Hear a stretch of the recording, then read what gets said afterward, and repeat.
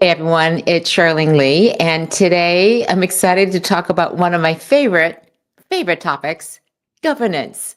And I know this is a word that freaks out some people because when they hear the word governance, they think, oh no, just like a lot of processes, a lot of oversight, things slowing down to the place where everything gets stalled because of governance and oversight.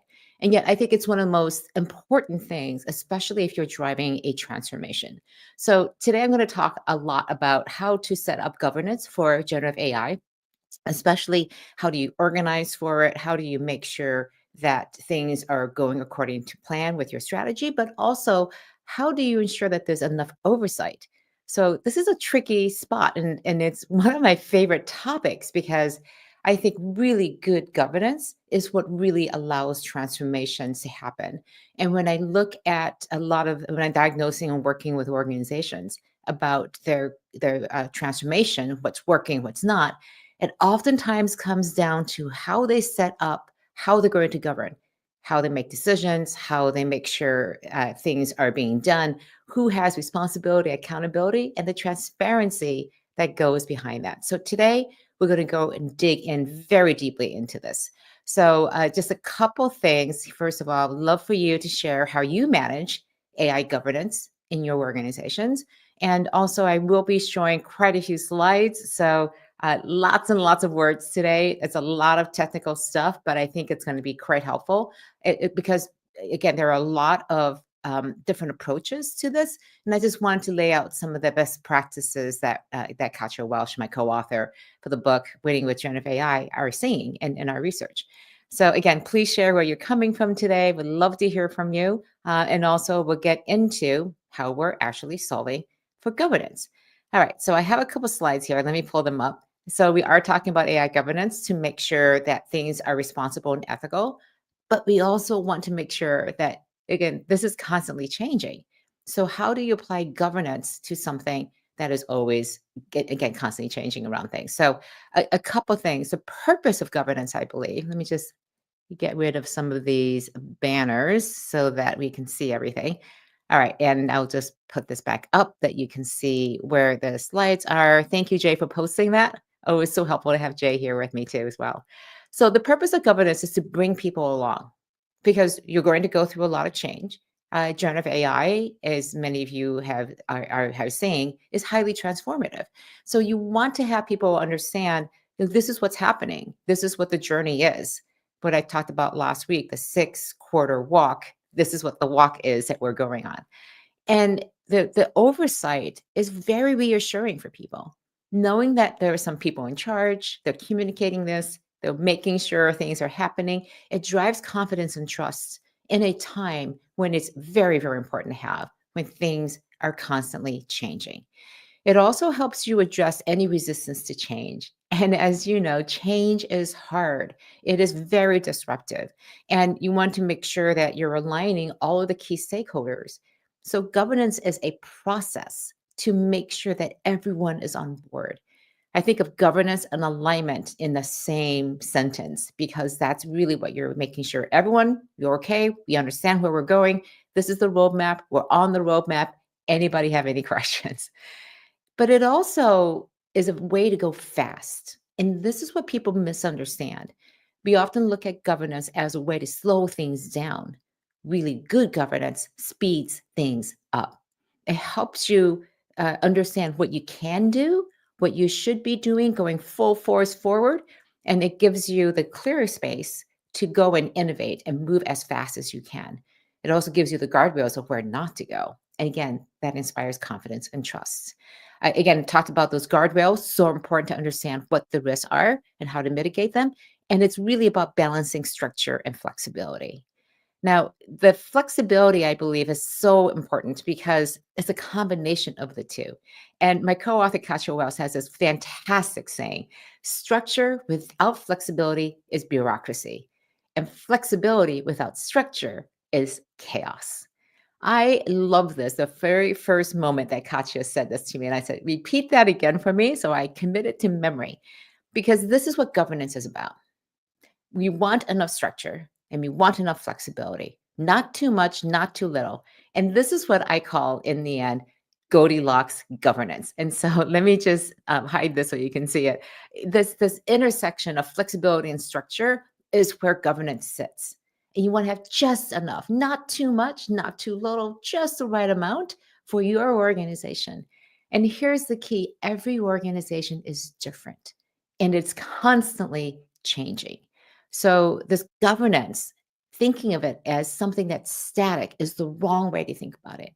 In fact, in order to maintain this very delicate harmony between structure and flexibility, you have to be constantly evolving your governance structures, especially when everything is changing all around you. And again, I want to encourage, if you have any questions, put them into the comments. I'm looking and checking to see where we are, but I'm going to get through a lot of this material as quickly as I can. So just a couple things about Goldilocks governance. It again, the idea is that if you have too much governance, too much structure, it hinders innovation. And it also hinders accountability because people don't want to have to go through the burdens of reporting.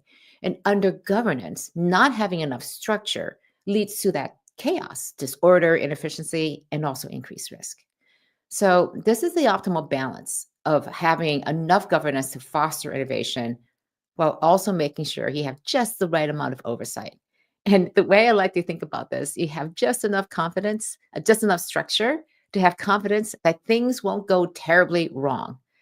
This is not to say you're going to mitigate every single risk, but you're going to take the biggest ones off the table.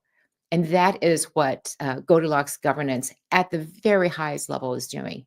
You're identifying the biggest risks that you have to address. And you're putting enough structure in there so that people know what they can do and they go fast, and what they cannot do. Now, there's a lot of pros and cons to governance from the Goldilocks perspective. First of all, it again fosters responsiveness. It has a lot of alignment, prevents the chaos, it supports scalable growth in particular because it's constantly changing. But the disadvantage of this, it is very difficult to implement because you are constantly changing. It requires continuous monitoring. It is very difficult to do. It can also not be specific enough, and it leads to ambiguity. And it may not also suit all teams. Some teams may need a lot more structured governance that's fixed in time, in stone, because things just cannot change. And then it also, again, it's very complex communication. So it's easy to have a simple governance structure where you set it and you forget it. But Goldilocks governance, I believe, takes into account the very dynamic nature of generative AI. And the reality is, you have to constantly change things to understand where things are moving, where they're going, how things are require that you stop doing some things and start doing other things very differently. So again, and Jay has this great comment. There needs to be a balance between internal and external governance. I'm going to get to that in just a second, Jay, because I think, again, there's internal governance of what's happening and explaining that transparency internally. And then there's the external part, which is explaining to the world, your other various stakeholders, what you are doing. So that oversight, that building of confidence and trust and alignment around everything you're doing around generative AI happens internally and also externally. So the whole idea of governance, I think, is very important. And one of the things I think is extremely important is to think about how to build this governance. So I think there are three elements, and I'll go into great detail about the AI steering committee. Some people call it the AI council. We'll talk about the process to make sure it is constantly being updated with audits and policy evolution. And then I want to introduce a new idea that Katya and I think is very important. And we're starting to see it come into a role here. And that is the role of the AI ombudsman. So let's get into some of the details here. Uh, the first thing is about the AI steering committee, the AI council, and the responsibility of this group. It's very, again, we've talked about how a minimally viable team, an MVT, sets the actual strategy. So you have a high level strategy into the distance, aligned with your business objectives. You have a fairly detailed 6-quarter walk, 18-month plan. And then you hand it over to the AI steering committee. And this committee and council, their job is to maintain that strategy, update it, to run those quarterly reviews in the 6 quarter walk, to refresh the strategy, to ensure that it's aligned with those business objectives that you've set, and also adapting to all the changes that are happening in the environment, especially the tech changing, but also things that may be changing with a competitive environment, new entrants, and also how your organization is adapting and adopting generative AI. It's looking at the new projects that you may have, which ones are important, what new ones you should be adding, which old ones you should be killing off. It's making sure that there's cross-functional integration. And in particular, what we have seen is that generative AI goes across the organization. And so it's breaking down these silos to make sure that AI is being adopted in a cohesive, integrated way. And this is very difficult because people are very protective of their silos. And so the AI steering committee's explicit position here is to break down some of those walls, not to eliminate departments. I like to say it's not breaking down completely the silos, it's opening them up, putting windows in there so that more information and transparency can happen between these silos. And then there's stakeholder engagement, as Jay was mentioning, both internal and external. That's the role of this committee and council. And they're the ones who are also looking at the ethical guidelines and responsible AI safeguards that you have in place, enforcing those guidelines, mitigating the risks, all of that great heavy duty work that you have to do. And then looking at the monitoring, looking at the metrics, making sure that everything is performing the way and executing the way you expected. So that's a lot that the AI Council Steering Committee is responsible for. And the reason that's so important is again, this coordinated, aligned effort across the entire organization to execute on that generative AI strategy. And we know from so much of the research and actual work that people are doing that it requires that you have that perspective, a single place where everybody can go to and say, what's going on? They will have the answers. This committee will have the answers of what's going on. Here are the changes we're saying. Here are the new opportunities we're going to vet and then put into the strategy. Now, one of the questions becomes who should be on this council? And it's very similar to the minimally viable team with some, again, a larger team, but hopefully not so unwieldy that it's not able to function and meet on a regular basis. So clearly you have to have somebody from executive leadership who is the executive sponsor for all of this. Your AI and data experts, your technology experts, clearly you have to have your ethics and compliance officers in here, various departments who are going to be impacted by this because they will want to have a stake in the outcomes of the committee, and then also your legal advisors. Now that's the basic composition. It seems like it's pretty obvious, but I think in particular, the roles that each of them have is going to be unique according to each organization. And the one thing I would absolutely have on this committee is that they understand their responsibilities. I, I I always get concerned when people from the departments of no, legal, compliance, risk, security are on these kinds of committees because it's so easy to see your role as governance is as shutting things down, turning things off, saying no to things. And the steering committee, this AI steering committee, AI council, the role is, of course, to protect against those risks, but it's also to prepare the organization for this future, for this transformation.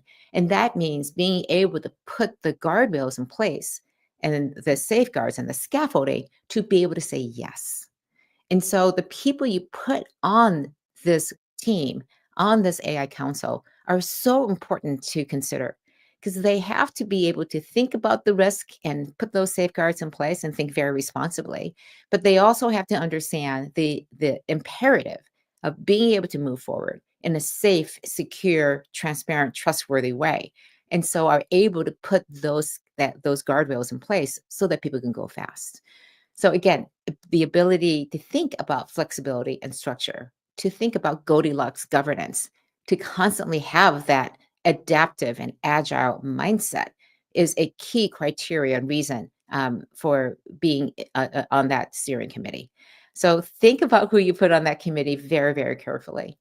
And I do want to say a few words about people who are the naysayers, the people who are the people who oftentimes say no. You have to bring them along. And at some point, if they're just constantly saying no, you also have to find and identify the people who can say yes and have them be your advocates. Because the people who can say yes, who can put a business need behind this, especially if it's an executive sponsor, are the ones who are going to be able to bring the people who are automatically just naysayers, not wanting to go fast, wanting to slow things down, be 100% safe. You know who these people are. And it's understandable. This is hard. This is change. This is risk that you're taking on. And the question becomes not how to mitigate every risk, but how to take on acceptable risk. Because everything you do in risk is risky there. All right.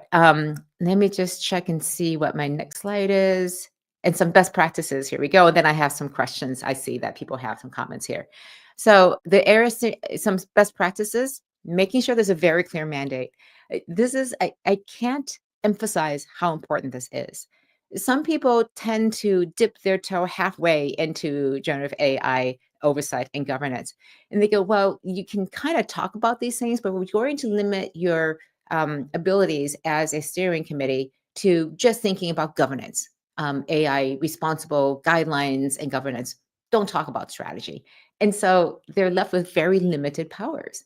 And if you want to have a clear strategy for the entire organization, then you need to be thinking about how you're going to implement that and the steering committee and the governance that goes around that, making sure that people are delivering every single quarter. That is the accountability that the steering committee creates. So, having that strong scope, the authority, the ability to make decisions around that strategy is extremely important to be absolutely clear what that is and who is accountable for what. So I do believe that responsibility, accountability, and transparency all go together. And the steering committee needs to really demonstrate that very, very clearly about what their mandate is and what it isn't. There needs to be regular meetings. And now the cadence of this is highly debatable. My sense is if this committee is truly making decisions, then your cadence of meetings need to match the rate at which decisions need to be made. So if you're making decisions on your AI strategy on a quarterly basis, and that is sufficient for you, then you can meet quarterly. I would question that just given how many things are changing, that you probably need to meet much more frequently than that. Is it every day? Probably not. Is it every week? Maybe. Is it every other week? Once a month? Again, the cadence of this is based on how often this group needs to meet to make clear decisions that are going to impact that strategy. The transparent communications is absolutely key. What's happening, how are decisions being made, minutes being made available, continuous education of this steering committee. Again, things are changing constantly. So, what conferences are they going to? What experts are you bringing in to make sure they know the latest and greatest of everything they need to know to make the decisions that they have to do? They have a very strong agile framework to make decisions, to have inputs, and then also tremendous amount of documentation. Again, I love to say that if it's not written down, it doesn't exist. So documenting the inputs that go into decisions and then documenting what the decisions are and then communicating that constantly out to the various stakeholders internally and externally is really important. All right. I see a couple questions in here. I have one from Amanda. How can we do a good journey for the people with persons who don't like AI or feel awkward and scared? Great question, Amanda. Amanda, the I think the issue here is what are they scared about? And if it's about their use of it, their fear that it's going to give them hallucinations. So really go down deep into and then diagnose what is that fear and that reluctance. Sometimes it's just the fact that I'm going to have to do my job differently and I'm not comfortable because I don't know enough. I don't have the training. I'm afraid I'm going to make a mistake. Is it safe to use? Am I allowed to use it? So this is where that governance becomes really important. When you know what the rules are, then you can abide by the rules. But if the rules aren't written down, if you don't know what they are, you haven't received training, and you get this tool plopped into your lap, you're going, well, you go first. I don't want to be the first person, the first guinea pig to go out there. So I think a lot of training, hand holding, role models, examples given to people of how they can use these tools. Again, it goes a long way in reassuring people this is how you use these tools. This is how your job is going to change. And it's going to hopefully change for the better. And this is why we're doing this. So that taking the time to explain this to people and address their very specific fears is the best way to address that. Let's see. I have a bunch of questions here. Oh, and we have another comment from Jay. The EU is providing framework that U.S. companies see as restrictive, whereas U.S. is taking a laissez-faire approach. Under the Elon Musk regime, if we can argue whether there's going to be a regime or not, there may be even less oversight. And so we can talk about regulatory, and I'll probably do a session on this coming up in the future because we need to do an update on this. My sense about regulatory is that the most of the regulations out there really point to good responsible use of AI. These are the things that you should be doing anyways to reassure your customers, your consumers, your employees, your various stakeholders that you are operating in a ethical, responsible way with generative AI. And so if you're doing that, then the regulatory aspects of it will fall into place and it will just make a lot of sense. There are some other more restrictive things that are happening to the tech companies about how they structure their large language models, what goes into that, their transparency of that. That is a messy, just a ball of just mess. Because again, transparency into how models work, the explainability is very, very difficult. And that could, again, in very significant ways, slow down innovation, but also we need to have greater transparency into it. So that's the mucky middle, that messy middle of trying to figure out regulatory spaces in there. So again, we can go more into that, but I think right now, from the perspective of governance inside an organization, we're not even close to touching that side of regulatory compliance because it's not there right now. There's quite a bit in the EU that's coming online. But if you look at a lot of the way that they have structured it, it is all very, very doable and actionable by organizations today. All right, I'm going to go on and talk a little bit about the AI process for audits and policy evolution. Just very quickly, I want to touch on this. And the idea here is that you want to be continuously aligning everything you're doing with your governance along with your AI initiatives, the organizational goals, and any regulatory requirements that come up. Again, every state is looking at regulations. We have countries doing this, industries. So it is a morass of potential regulations that are in place. So you do need to really look at this and focus on how this is changing, keeping an eye on it, but not be so frozen by the fact that it's coming that you don't move forward. Basically use these audits, these regular audits, as feedback loops. What isn't working, then change your governance to adapt to what needs to be there. In particular, if you're finding roadblocks that don't allow you to move forward quickly, especially in innovation, really understand what are the roles of those roadblocks. What are you trying to mitigate risk against? And say, is that really a risk? Can we remove those roadblocks by putting other safeguards in place? The transparency and accountability is key. The cadence for the review of policies has to happen at least quarterly.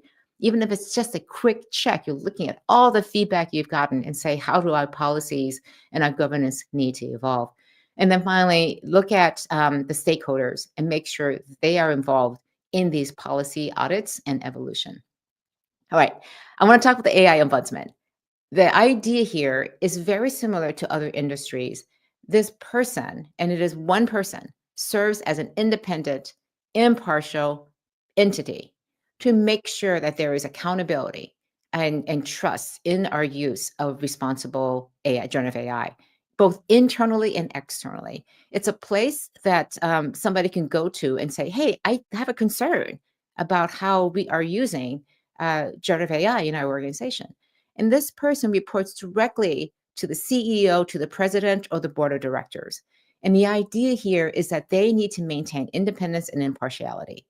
again, they are not reporting to the head of legal or to head of strategy, because again, they may have be one of the people that one of the departments that are being reported against. So the key functions of this is that they're investigating complaints, any concerns about the organization's use of generative AI.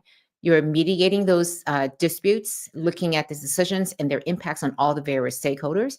They recommend the policy updates and in order to strengthen the AI governance, and they also will promote a tremendous amount of transparency by publishing the results of any research that they've been doing, the audits and the findings. And then finally, they have a very strong role in the education process with people internally, with customers and consumers, and also various stakeholders about their rights and responsibilities about AI. So this is a big role that we're seeing out there, and the AI ombudsman is something that we have seen in other industries. I both Katya and I come from the publishing industry, from newspapers, and we have seen the role of the newspaper ombudsman as a really important role in creating accountability within news organizations about how they're using the power of the press. And so one of the things we think is so important is the ability to have a similar role. And we're seeing this evolve now inside of offices of responsible AI. So there's an office for responsible AI. They do a lot of ethics and technology reviews. And they're not necessarily completely dependent. Oftentimes they're inside of the IT departments, but which is why we think that there's a role for these responsible AI departments, but there needs to be one point person who can take all of these concerns, go across the entire organization, go across departments, and be able to do these audits independently. So a couple reasons why this is so important. First of all, there just needs to be accountability to address any stakeholder concerns and very clearly ensure that there's some sort of resolution to it. Now, if the inmate, that person or entity, the stakeholder requesting the review may not be happy with the resolution, but there will be some effort made by the ombudsman to go and address it. Again, the transparency is so important. We heard from Amada before that people are very fearful, that people don't trust AI and how organizations are using it. And so this role, this process builds trust with this open review and audits and the communication of the outcomes. It actually improves your overall policies and governance. It has very clear recommendations, and there are very specific proven models of this. In financial services in the UK, there are, for example, the Financial Ombudsman Services.